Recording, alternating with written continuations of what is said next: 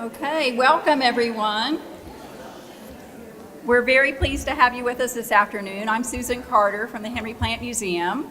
And first off, I'd like to thank the Henry Plant Museum Society for making this possible today. So if Robin Gonzalez and all the members of the Museum Society would please stand for us, we would appreciate it.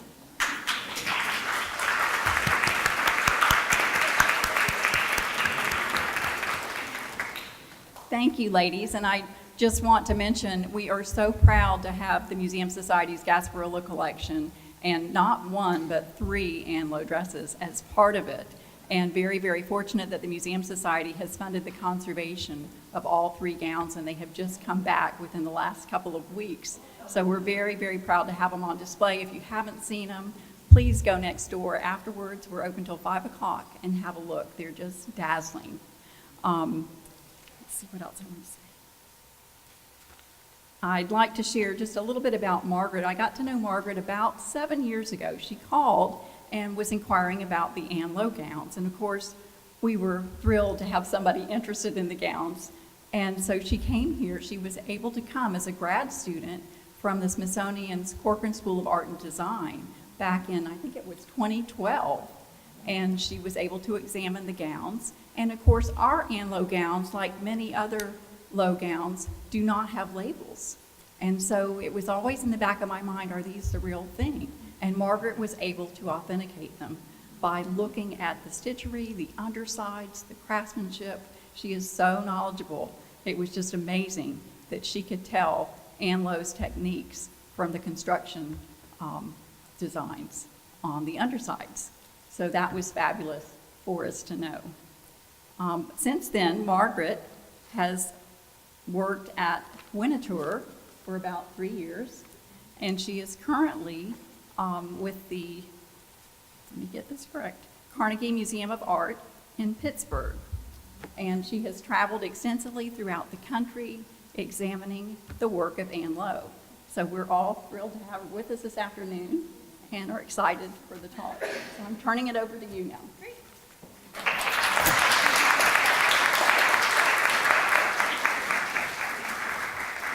Thank you very much, Susan. And I should first thank you all for giving up a little part of your Super Bowl Sunday. Hopefully the chili is in the crock pot, and when you get home, you'll be able to have your parties. And firstly, thank you, Susan, for that wonderful introduction. I began researching Ann Lowe, who you see here, in her Madison Avenue studio in 2011. When I was a intern at a small museum in DC called Hillwood, which was the home of Marjorie Merriweather Post.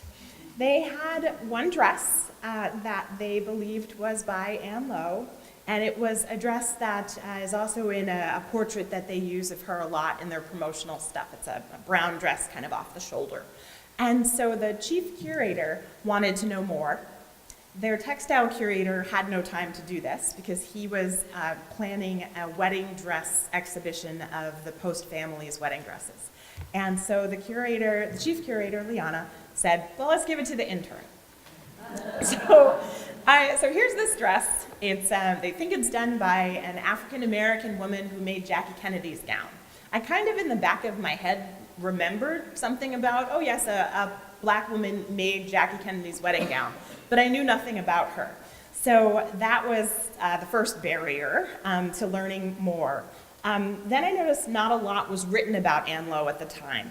So I started to research, take a look at some newspaper articles, found some magazine articles that mentioned current clients. This was a 1964 Saturday Evening Post article. And so I kind of did a little Google stalking. Fortunately, the ladies did not mind. But from newspaper announcements of their weddings in the New York Times, magazine articles talking about their dresses, pictures of them when they were debutantes or very young brides, I was able to track down a number of these ladies. One of them, her name is Ann Copeland. She was absolutely amazing. Her wedding gown was made in 1964, was mentioned in a magazine.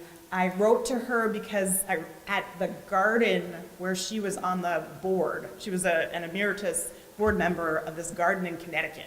So I wrote it to her, and between living in Palm Beach for part of the year and living in Delaware for part of the year, they forwarded this letter, and she got back to me. And she's absolutely amazing. So that sort of started things off, and I finally realized I had lots of information, and it would be great to do something with it. Liana, the chief curator, thought it would be a perfect master's thesis. And I was sitting down with her at lunch, and I said, but Liana, I already have a master's thesis topic. I've been working on it for 4 months. I'm going to write about a 19th century silk mill in Massachusetts. And she said, this will be so much better. She was correct. So let's get into it. So let's start at the beginning. As you see, this is Ann Lowe in her Madison Avenue salon. She is best known for the wedding dress of this young lady, who we all know, Jacqueline Kennedy. And like many young, affluent ladies of her time, Jackie and her sister and her mother employed the use of a long-term society dressmaker, Ann Lowe. The wedding dress wasn't the first dress that Ann Lowe made for anyone in the family. She'd done a lot of work for Jacqueline's mother. She actually did Jacqueline's mother's wedding dress, along with party gowns, that sort of thing. Right here you see Jackie and her sister Lee. Lee is standing. They are in their debutante gowns in 1947. This portrait is actually by Cecil Beaton, because that's how they lived their lives. And so just gorgeous. But so this is 1947.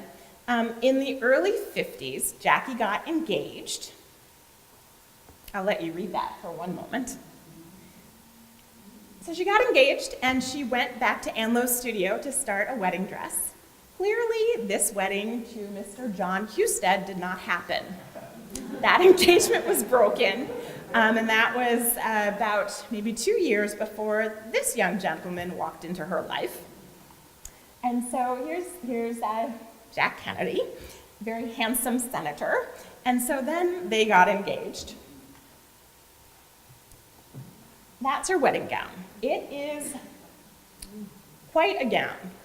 Later on, I know Caroline Kennedy would say that Jackie didn't really feel very great about the gown, by the 70s or early 80s.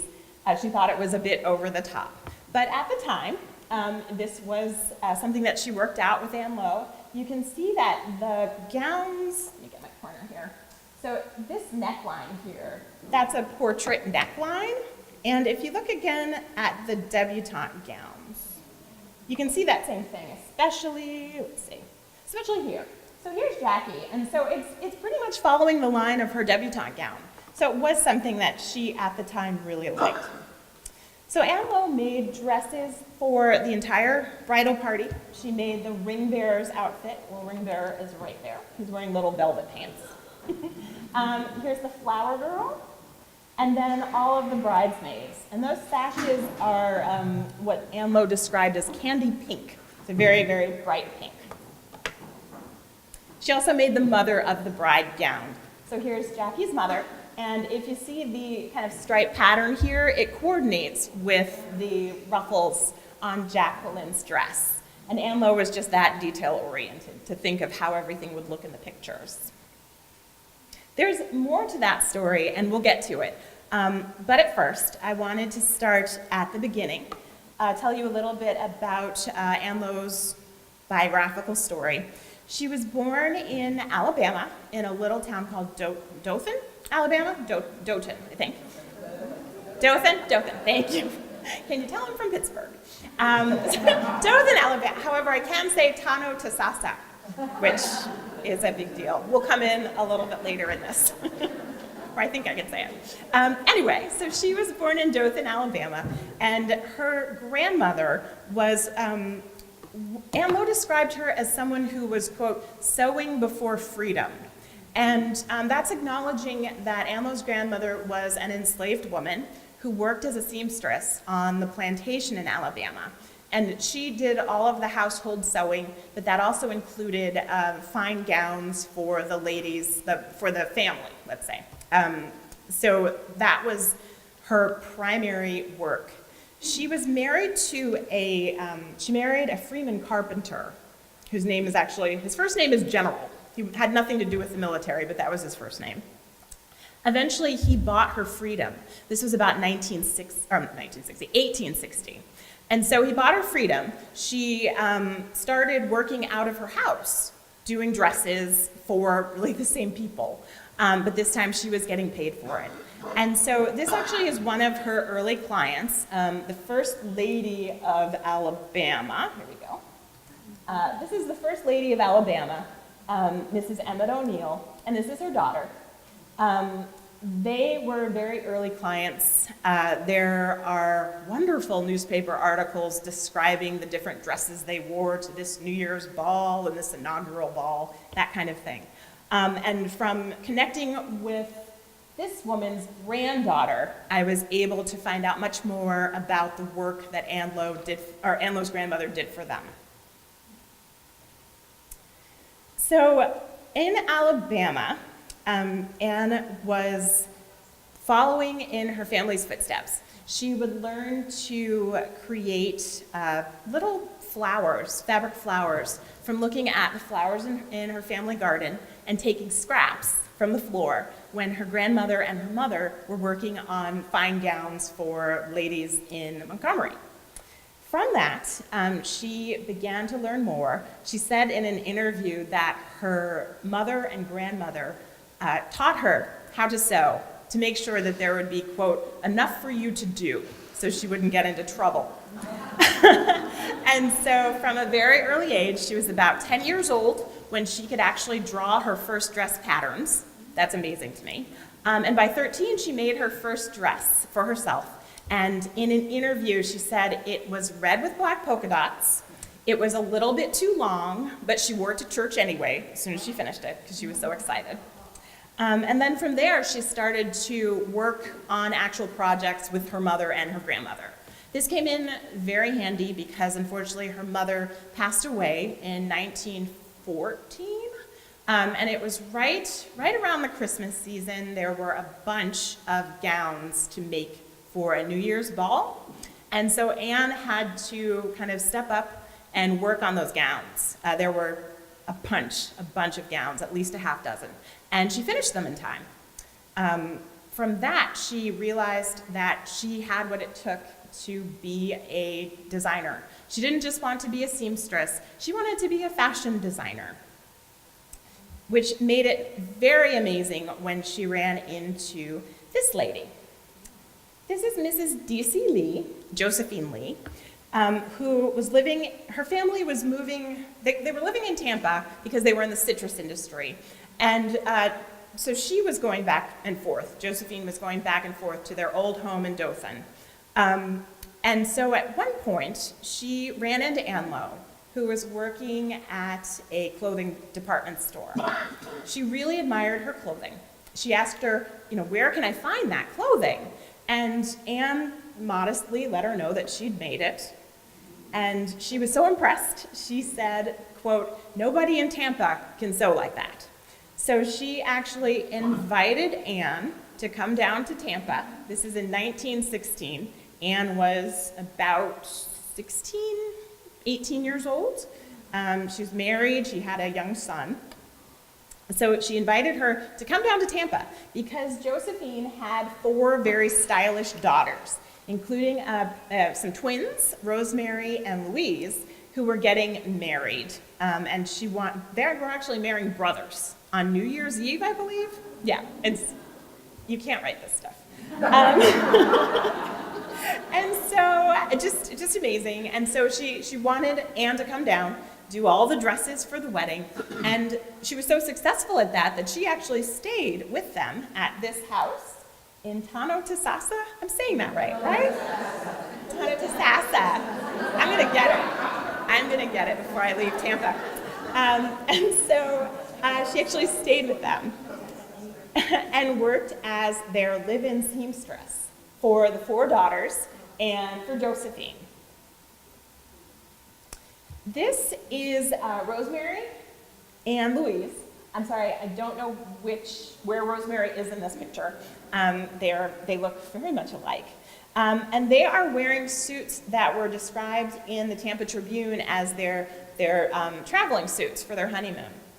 So these are navy blue broadcloth. You see this fur collar here, and their fur cuffs. And so along with the wedding gowns, which are described in the Tribune as being cream with gold accents, and the little hats that the flower girl wore, she wore a little gold hat and carried a little gold ribbon that matched, and Anne did all of those things. So she did their entire trousseau for their wedding. And then for the other girls, we see Grace over here. And then this is Nell. This is her wedding gown in 1926. So Ann Lowe came down in 1916. Nell was quite young. She wasn't really old enough to wear the finest dresses that Ann Lowe was making. And so Anne actually took the time to take scraps from her other dresses that she was making for Nell's sister and dress her dolls, which is just so sweet. And she mentioned it Nell mentioned this in an interview, actually it was in the Tampa Tribune, I think in 1965. May actually be, I think if you go into the exhibition, you'll see on the, there's an article on an easel, and I believe it might be mentioning it in there. So these are just some other outfits she made, some costumes.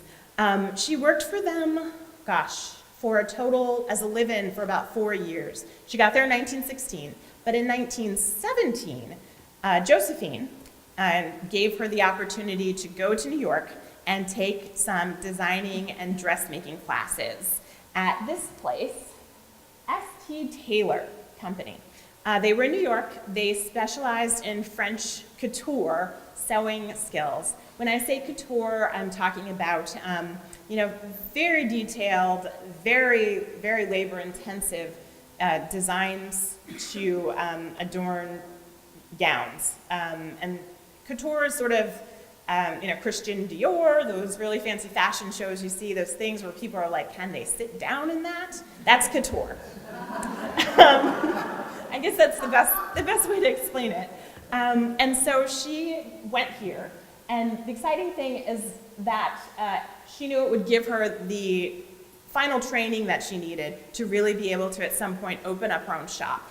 So she took a class for 6 months there. She got accepted by letter, and let's remember, she's African American. So when she got there to New York, they were surprised, let's say. And there was a real issue about if they were going to allow her to take these courses. She had the money, she had the talent, so they decided, yes, she could stay. But they did put her in a separate room to work by herself. That's one of many barriers of the time that really affect Anne's career. However, she was so good that the instructors actually started to bring the other students into her room to show them how to do things. And she finished all the coursework very early. And then she returned to the Lees. So what you're seeing on the right here is another dress from the Lee family that was made in this period, somewhere between 1917 and 1921. In 1921, Anne shows up as being married. I left that part out. So when she came to Tampa, she left her husband. Because her husband didn't agree with the idea. So she said that in a magazine, she said she took her baby and she got on that Tampa train. Forgot that part. So she was available. By 1921, she got married again. This man, his name was Caleb West, and he was at first very supportive of her career. So she actually worked out of a room at the back of their house. So by 1921, she is making dresses for weddings. She's doing bunches and bunches of weddings. A lot of the friends of the Lee family, she starts to do Gasparilla gowns, party gowns, that ladies would wear to go to Gasparilla. And then she is really focusing in the early 20s on establishing herself with her Gasparilla work.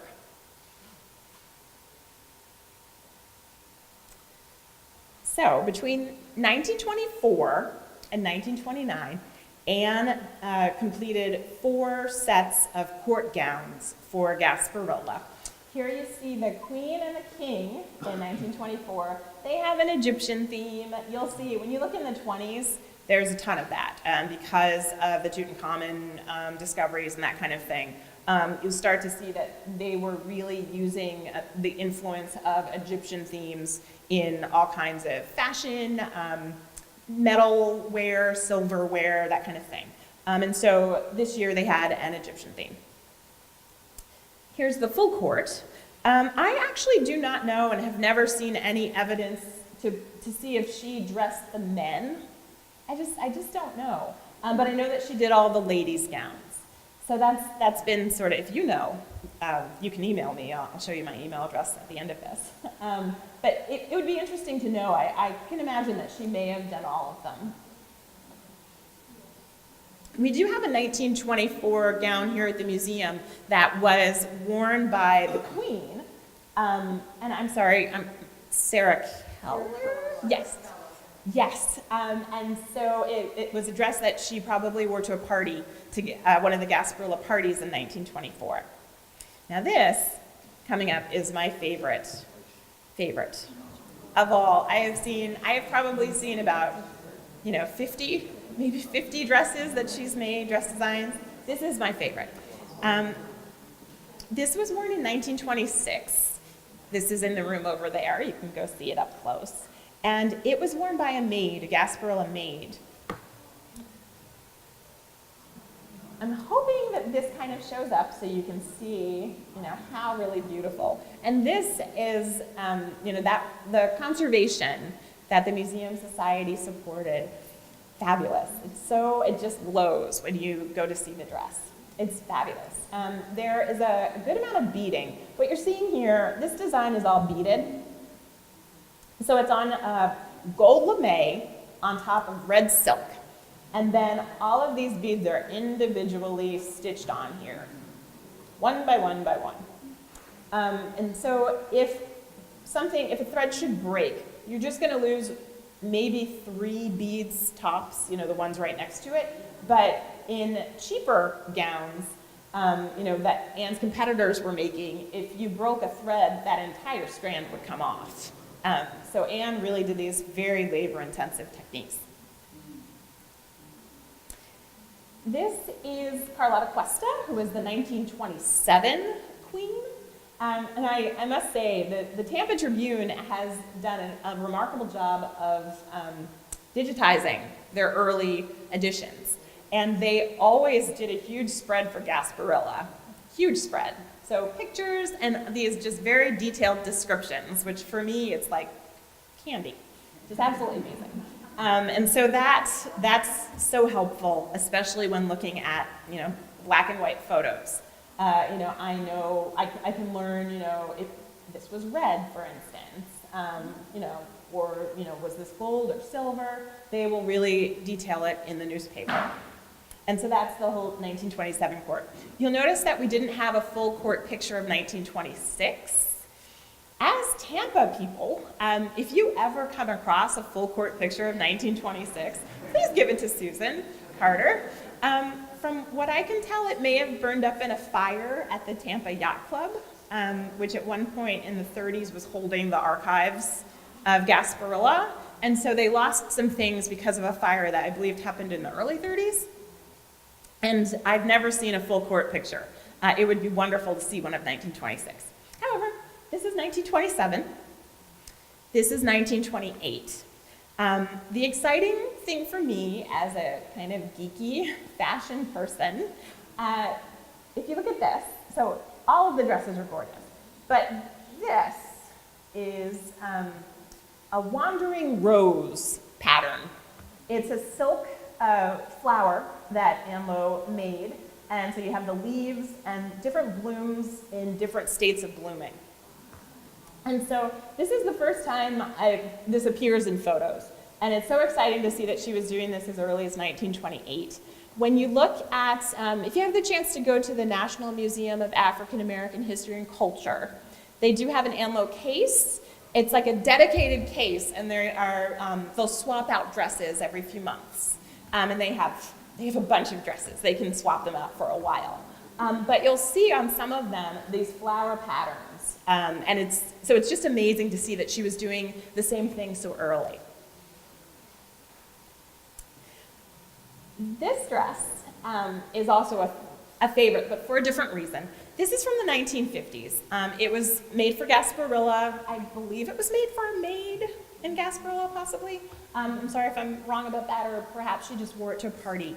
But you'll see why it's my favorite in a moment.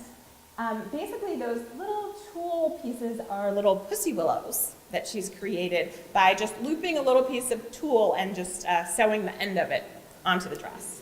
But what's so exciting, and I hope this picture shows up, so I went to visit Ann Lowe's granddaughter, and she lives in the Poconos. I went all the way out to the Poconos, had an interview with her, talked for 2 hours. She was in her 80s, and she was raised by Ann Lowe, so she knew a lot about her. But she only had one picture of her to show me, and this was the picture. And if you can see it, it might be a little hard, but I'll try to kind of outline it. This was taken in the 40s for a ball in Harlem that Ann Lowe attended. She made this dress for herself.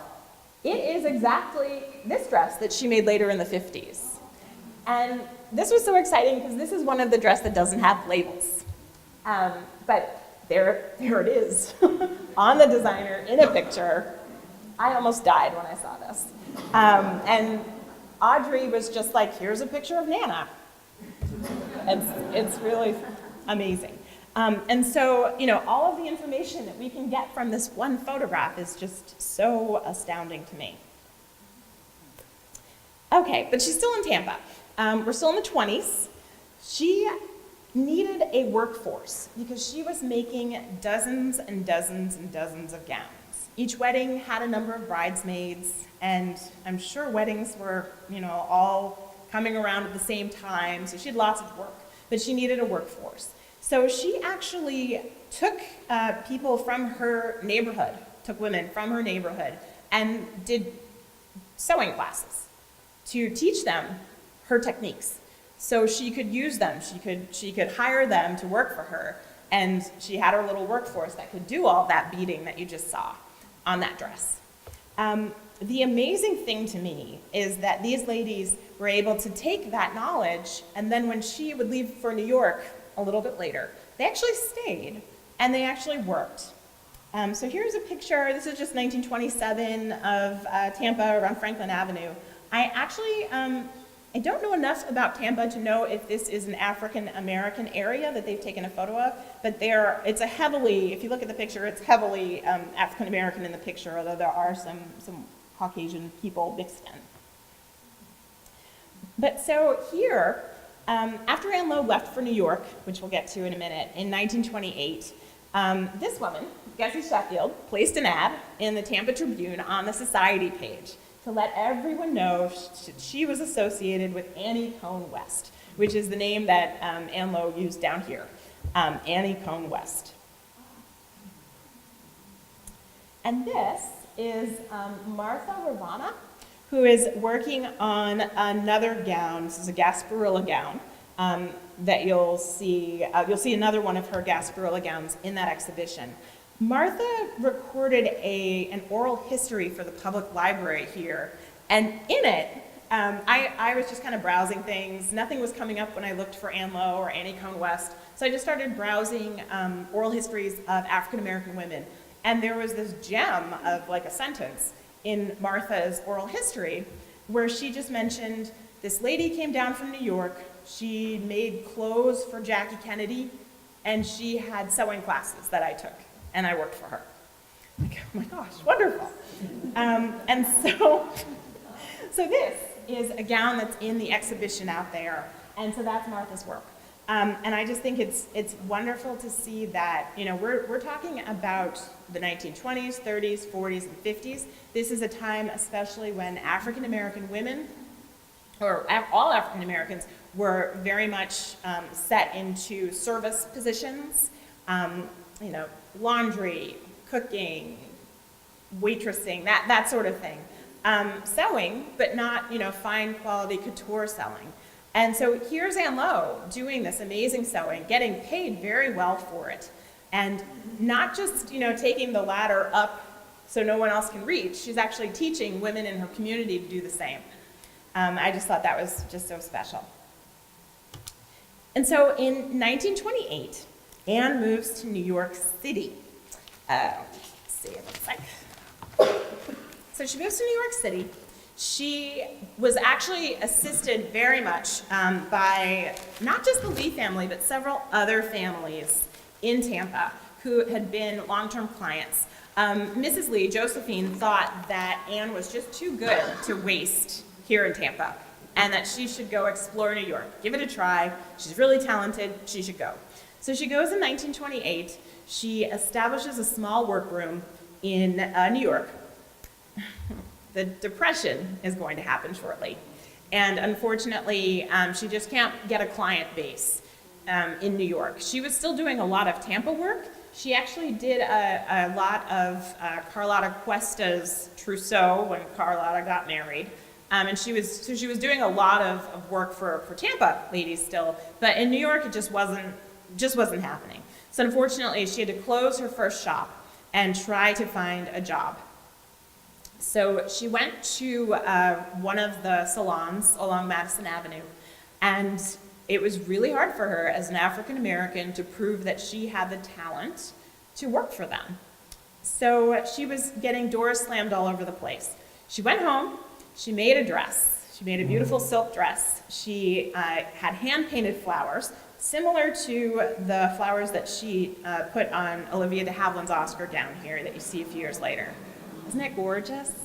And this was another thing when I showed Ann Lowe's granddaughter this picture. She said, I was there when Nana was painting that. She had the fabric on a frame, and she was painting the flowers, and I was about to go to bed. Amazing. But so she made this dress. This is, 1929. Made a silk dress, painted flowers on it, brought it back to one of the shops that had said no. And she showed it to them, and they loved the dress. So she tried to cut them a deal. She was like, give me the material, I'll make the dresses. If they don't sell, you don't have to pay me. So they're like, okay, we'll give it a try. They put the dress in the window, it sold by the end of the day. So they hired her there as an actual designer, and so she did work for them. This is an example of a gown that she did for another design house. So her name is nowhere on it. She did it for a salon, Sylvia's gowns? Sophie's gowns. You'll find that there are a lot of women who created dress shops for a few years, had a kind of a burst of clients, and then closed up shop. And Ann worked for a bunch of those. But so here's a gown they made for Olivia de Havilland. Olivia didn't participate in the design. She didn't have anything to do with the fittings. She was actually in California. It was her agent who worked with the salon in New York to get the dress finished. So Olivia had no idea that she was wearing a gown by an African American. This is just a picture showing Ann in one of her shops. This is a little bit later. But so after working for other people, she really, really wanted to have her own shop. And so by the late 40s, early 50s, we're back to this debutante gown in 1947. But at this point, she is working on her own. She's building up a client base. People who are friends of some of her clients start noticing her work and really liking it. And so in New York, they don't have anything like Gasparilla, but they do have a debutante season at this time. That sort of thing is mostly died out for the most part. But at this time, 1940s, 1950s, 1960s even, there were hundreds of girls in New York and Connecticut, that area, who needed these big white dresses. And so Ann started to make them. She was making debut dresses, and then she noticed that clients were coming back a few years later because they were getting married. This is a 1941 wedding gown that's in the collection of the Metropolitan Museum of Art. And this is where I get to tell you how special your dresses are here at the Plant Museum, because two of them are just so early. Actually, they are the earliest dresses I've run into.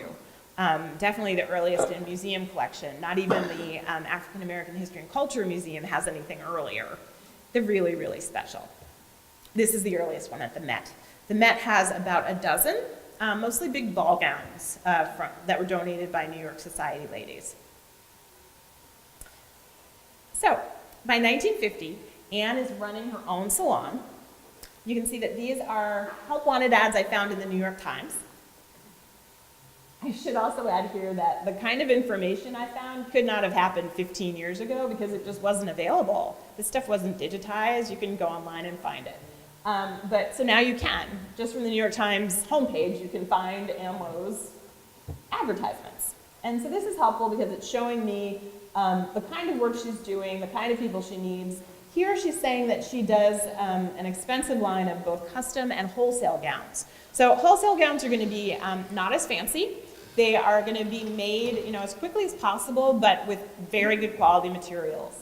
So it's interesting to see that she was able to add that to her business. Now we get to talk about Jackie's dresses. This gown, very complicated. It took months to sew. Jackie did about 3 fittings for it. And I actually talked to a girl who was working there when Jackie was coming in for her fittings. It's kind of neat. So there were a bunch of bridesmaids, little flower girl, little ring bearer. Dresses were finished, almost finished. Maybe just a couple sashes to still do. Ann Lowe came back to her studio one night, and a pipe from above had burst onto some of the dresses, ruined some of the dresses. 10 days before the wedding. Anne had to really rally all the troops and work really hard to redo the dresses. They had to get this very expensive French silk again. They had to get all the materials. They had to work on all the stitches. It was ridiculous. But they got everything done. The wedding dress, I've heard back and forth, was the wedding dress damaged? Was it not damaged? In interviews, Ann Lowe will say that the wedding dress was one of the damaged dresses. Possibly, that might be possible. When I talked to a woman who worked there, she told me that the bridesmaid dresses were damaged, but Jacqueline's dress was fine. I don't know. That's one of those mysteries. But Ann Lowe did say that they had to remake this dress.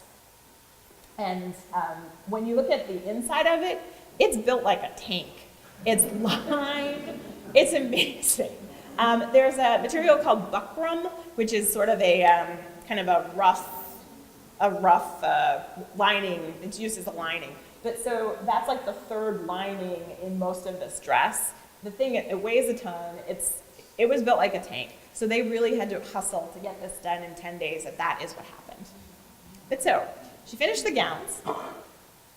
She brought them herself on the train to Newport. It was Rhode Island. This was her Jackie's family's home. That was where Hammersmith Farm, I think. That was where the ceremony took place. Anne came to the front door with her dresses, and she rang the bell. The butler opened the door and told her to go around the service entrance in the back. And so she decided and her granddaughter was so great when she was telling me the story. And she just said that, well, can you tell Jacqueline and Senator Kennedy that there won't be a wedding? Because if I have to come through the service entrance, I'm just going to go home. So, the butler let her in the front door. It's amazing. And so the wedding went on. So as I said here, they fix the dresses. They lose so much money on this order. It's just heartbreaking. And, if you think about it, it's like a dozen dresses for the Kennedys. My gosh, the amount of money that probably meant if it hadn't had to be redone. But instead, she ends up going into debt, which becomes a prevalent condition for her. She just isn't managing her money well. She's not charging enough. If she put, $350 of materials into a dress, she would charge $150 without noticing. It's amazing. And you'll see that in a moment with a bigger order and kind of how that kind of impacted things. But first, I'd like to show you that this is a gown, this is a debut gown. This is Jackie's stepsister, Nina Auchincloss. And so this is in Vogue. This is the only time I've seen Anne credited with a gown in Vogue, although I've seen some in like party scenes, because that's just the people who are being featured in those kind of magazines. But this was really amazing to me to see, you know, gowns by Ann Lowe. Unfortunately, this kind of promotion wouldn't really do a whole lot for her because she focused on society clients within New York. She wasn't interested in expanding. In 1961, all of those bad business practices started to follow her, and so she had to close her shop. She opened a new shop inside Saks Fifth Avenue, where she worked as the designer of an existing studio that they had called the Atom Room. And the Atom Room did bridal and debutante gowns, custom made to order. They also had some things off the rack, but Anne concentrated on the custom gowns. This was it was an interesting deal for her. Gave her access to amazing materials, a lot of staff, wonderful clients, big clients, multiple clients. But her deal was a little funky. She agreed to buy all the materials, pay her staff, pay herself, sell the dresses to Saks at a set price. She wasn't setting the price correctly. It was really, it got pretty bad. This is an example of, this is one of the dresses she made during this time period. In Omaha, Nebraska, they have a Gasparilla-ish sort of thing, no pirates. They're all farmers out there, but they do something called Axar Ben. Axar Ben is Nebraska backwards. That took me way too long to figure out. I was wondering if any of you were like, yeah, Nebraska backwards. And so it was an annual cotillion that they had for about, the court had about 30 women in the court, young ladies in college. And so here's the queen. She has just an amazing beaded gown, lots of layers of tulle. It's really something. And so while those were being made, she was also making gowns, multiples. She made 6 different gowns for the court. So there were 32 court members, 6 different designs, all of this beautiful hand beading, all of this, they're making flowers out of the tulle, just amazing. So she was making, 4 of these gowns, 4 of those gowns. There were some other designs. Here are a bunch of the ladies, the Axar Ben ladies. And they at Axar Ben every year used a fine couture designer. So they actually used, Christian Dior one year, some designers straight out of Paris. They continued into like the 70s when they used Oscar de la Renta before he turned into someone who put his name on, everything in Kmart. When he started Oscar de la Renta, he was really, really high class. I remember, I'm 42, and so I kind of remember like Oscar de la Renta cologne that my dad had that he bought at Sears. But this was when Oscar de la Renta was really famous and, early in his career. So they always got the really the hot, really well-known designer. They would bring them in. They did the gowns. They had a parade. They had a cotillion. They had an event with the mothers of all the court members at the local department store where the fashions of the designer were going to be shown. Every year they did this, set this up. And so then the designer would come and have lunch with the mothers and all the girls. That did not happen this year because they did not want an African-American woman there.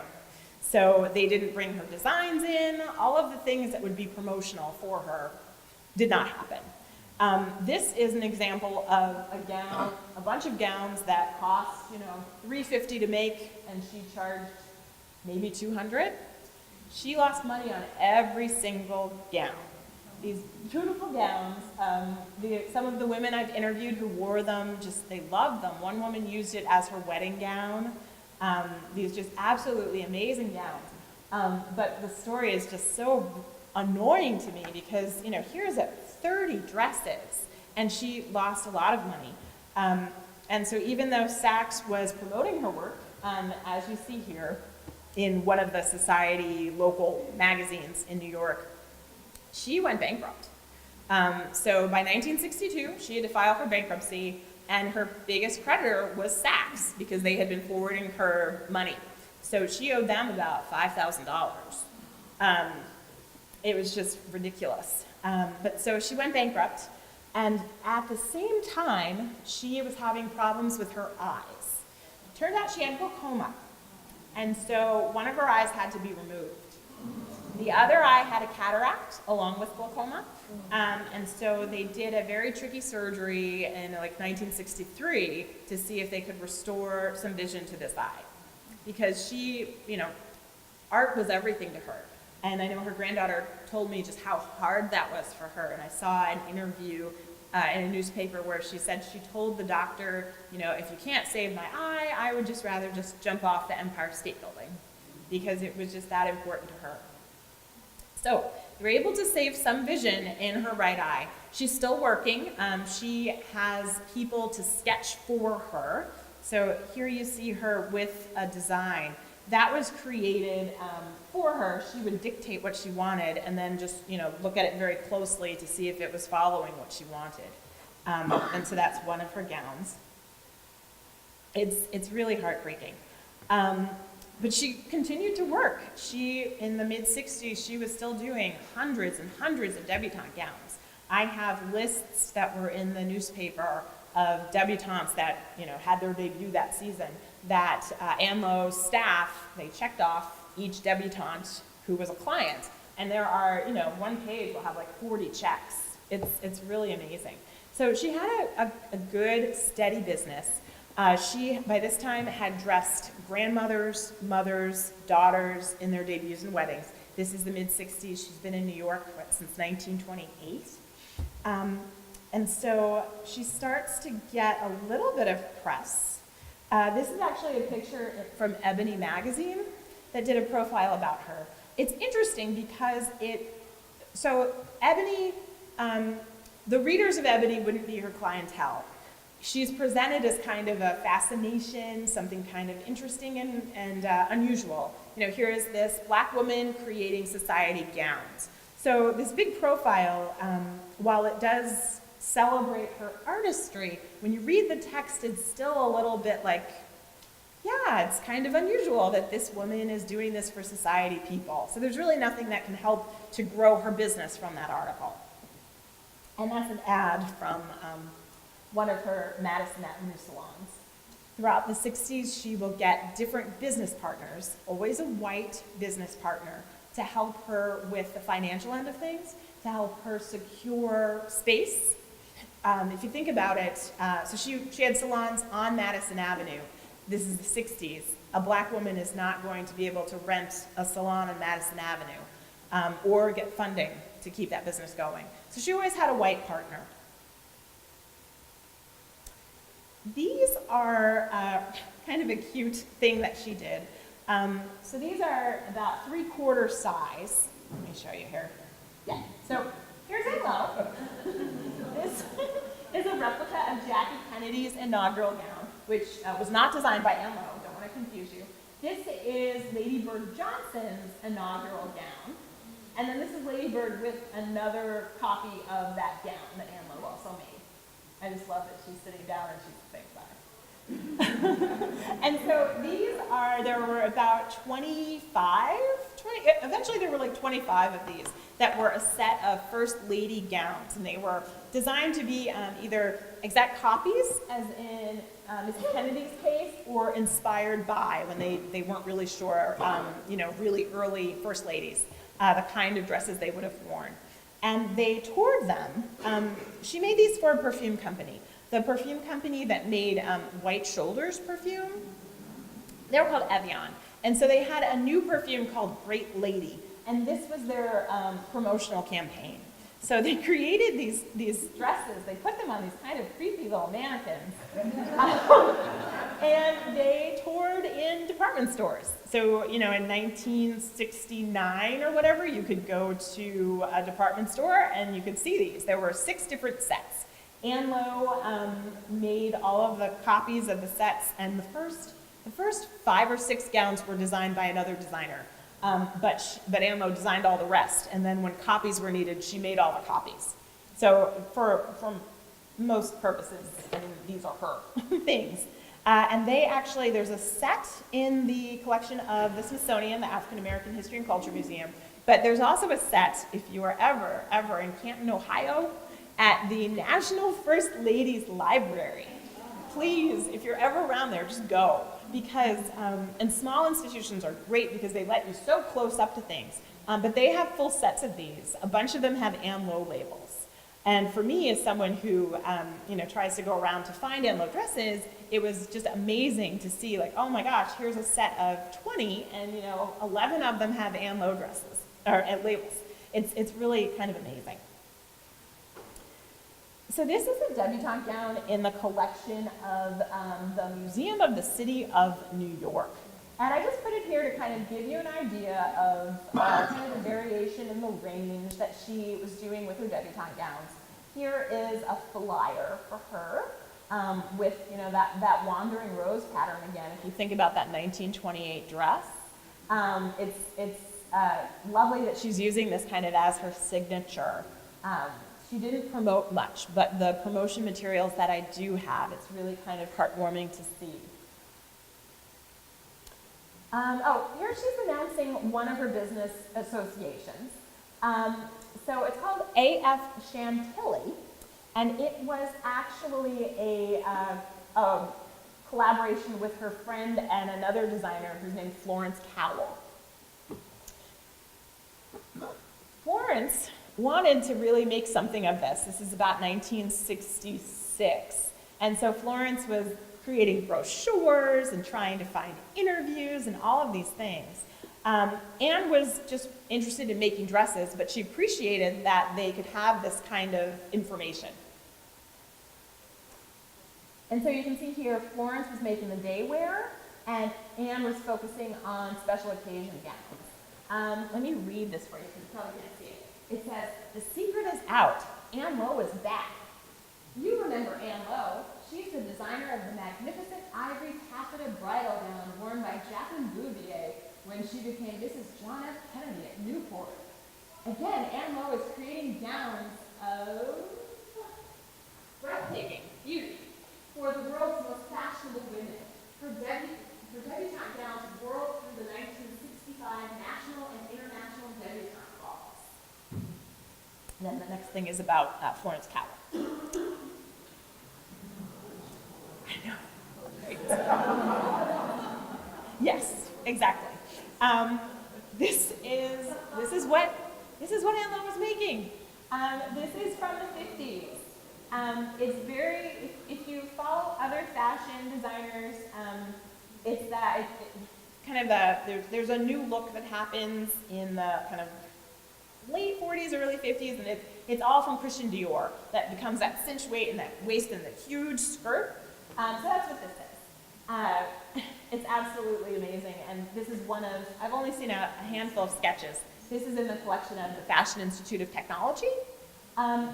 Oddly, you won't find it searching for Ann Lowe. It's in a collection of a woman who sketched for her named Helen Sherrill.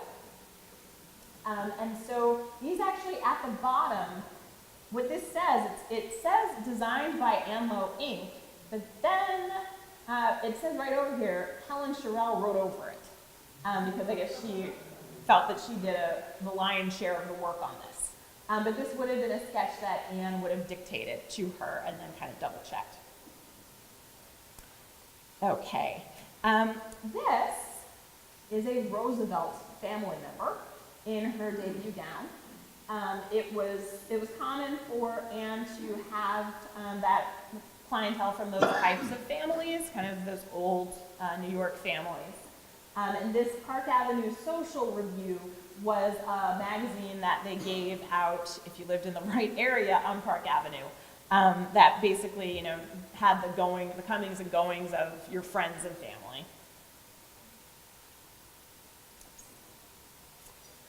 And this, you probably can't read this, but hopefully you can see this part. The Mike Douglas Show. Ann was interviewed on the Mike Douglas show in 1964. 1964. The show, for as much as I know, doesn't exist anymore. I've only read descriptions of it. But she was on there showing some of her fashions, and even down here they mention the phone calls have been coming in requesting information about where your creations can be purchased. I don't know how productive that was. But this was the brainchild of one of her business partners, and wouldn't have sought this out herself. It comes in a little burst of attention for her. She had an article in the Saturday Evening Post, a really nice article about her work. There's this. There are like 2 other magazine articles and some newspaper articles. Then it kind of peters out. And this is just a picture of Ann working on a dress. It's not the, I apologize for the quality. It's a photograph of an index sheet, a contact sheet. So there are 30 little Ann Lowe's working on dresses. But I tried to just bring this so you can kind of see. There are some leaves, some flower leaves going on here. She has a glass eye, and this is the eye. Let's see. Yeah, her left eye is the glass eye, and this is her good eye. So she has to get really close to see what's going on. Okay, and I wanted to read this to you. This is a letter. This is a letter that Ann Lowe wrote to Rosemary Lee, who is Mrs. D.C. Lee's daughter. Rosemary is one of those twins that got married early on New Year's. And so I'll just read this. I had lots of good luck and twice as much bad. I knew how to make money for others to spend because I had bad management. But knowing all the top society people in New York has not been like knowing the Lees and others in Tampa. I have always felt you were sincere. And I wanted to read that to you because Tampa was so important to her. I believe her opportunities here were just wonderful. And so there was a plus and a minus to go to New York. She really was able to establish herself as a fashion designer, but there was a ceiling, as there was probably anywhere because of her race. Later she had the medical issues, and also times were changing. By the 60s, by the late 60s, people were not dressing like this anymore.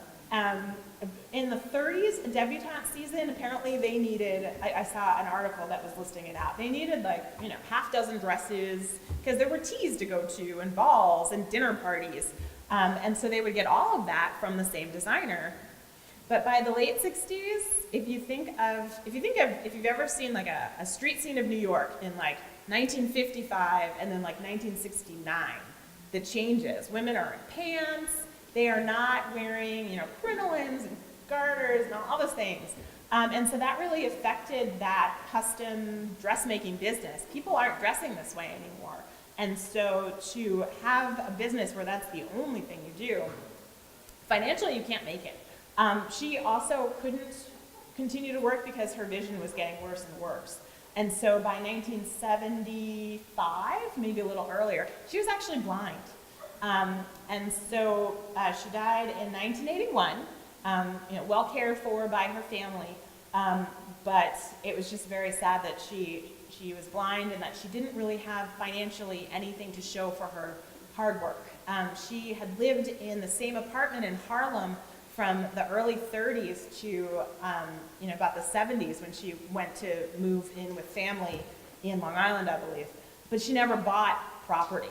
She had money sloshing in and out, but she just wasn't able to capitalize on that and really make a long-term, a long-standing impact for herself, for all the hard work that she did. And so I hope this has given you a bit of an idea of Ann Lowe and why she's so special. I also hope that now you have an appreciation for the dresses that you might go see in the other room. The hard work that went into them, and the story of the women who made them. Those were all made by, with Ann Lowe, by a lot of her neighbors. So thank you very much. Yes, I definitely have time for questions. Where did she live? Oh, I'm sorry, could you? Where did she live? Oh,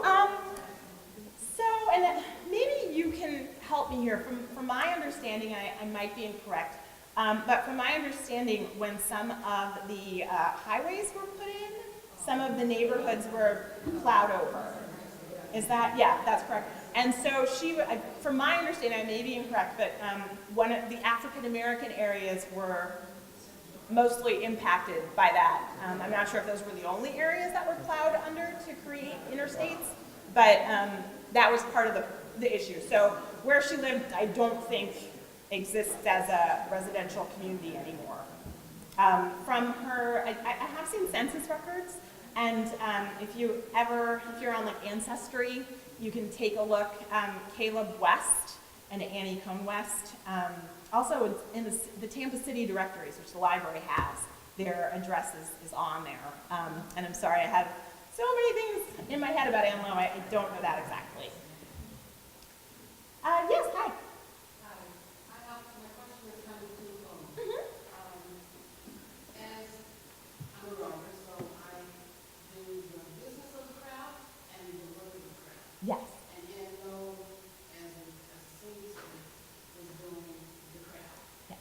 Do you think, and I heard you say, when people were trying to promote her, she wanted to just kind of stay behind the scenes and do the work.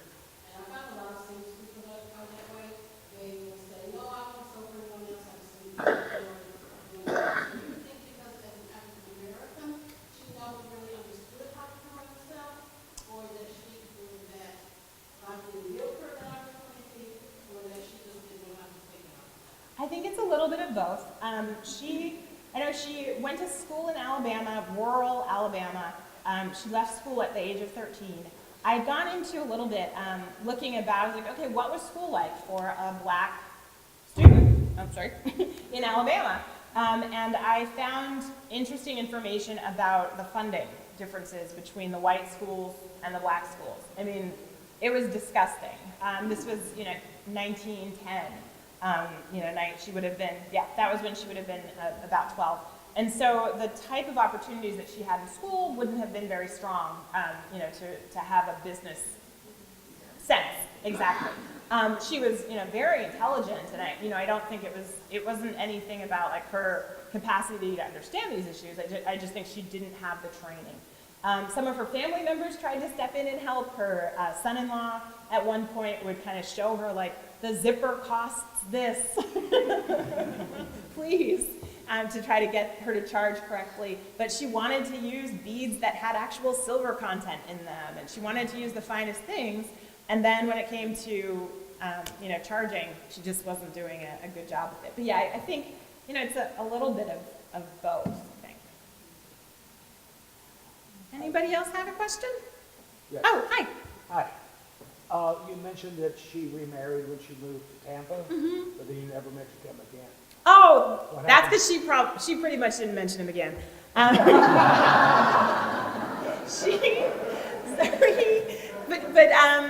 He shows up in the census, the 1930 census, living with Ann Lowe in New York City. And then there's in like 1936, there's an advertisement, like a public notice in a Connecticut newspaper, like the kind of legal notices that they make you, like you have to put this up before you can claim abandonment, where he puts up a post looking for his wife, Annie Cohn West. I don't know what happened there. And those are the kind of things where, like, as a historian, you're really curious, but you kind of step back from it. But yes, so definitely by 1936, they got divorced. I don't know how involved he was with her right before then. And also his name, Caleb West, apparently during this time period, there was a very famous diver named Caleb West. And so lots of information comes up about him when you do a search, very little about our Caleb West. Anyone else? Do you own an Ann Lowe? I do. Yes, I do, and I love it. I cannot fit in it, which keeps it in very nice condition. It's a bridesmaid gown, and it's bright yellow. It has this beautiful flowing pink panel at the back. So if you think of how like a bridesmaid walks, the panel would kind of flow. So you get this like shocking look of bright pink. But yes, it was actually something I found on eBay. Because I was just really lucky. So it was about, yeah, it was wonderful. And my sister's small enough to fit in it. I have a website actually, a blog really, hiddenfashionhistory.com. And if you go there, you can see I wrote a post about my dress. It's showing my sister wearing it because she's so tiny. And yes, it's really a special thing for me. Hi. I don't know off the top of my head. Manhattan Avenue. Yes, I do know. Manhattan Avenue. I don't remember the street address. I've walked past the building. The building still exists. It was a first floor. Yeah, I'm sorry. I'm not familiar enough with Harlem to know any landmarks around it. But it's one of those, big old kind of, yeah. Well, thank you so much.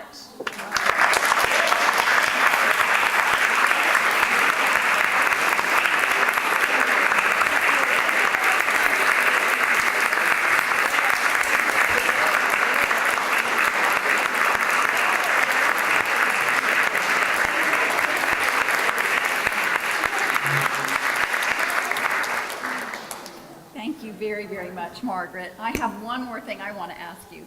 I think when we were corresponding, you mentioned something about a book that might be coming out. Oh, Tell yes. us, give the blurb about the book. Yeah, well, thank you. Thank you for giving me the chance. I wrote a picture book about Ann Lowe. I co-wrote it with my friend Kate Metzger. It's called Only the Best, and right now we're halfway through illustrations for it. I wish I could have shown you a few, but they kind of have to stay quiet until the book is finished. But they'll be released, the publisher is Chronicle Books, and it'll be out in 2020, January 2020, which books take a long time. But yes, thank you very much for giving me the chance to talk about it. I think it'll be real. I'm hoping it'll be beautiful. Ann Lowe's very close to my heart, and I really want to do projects that are like a tribute to her. Good, thank you.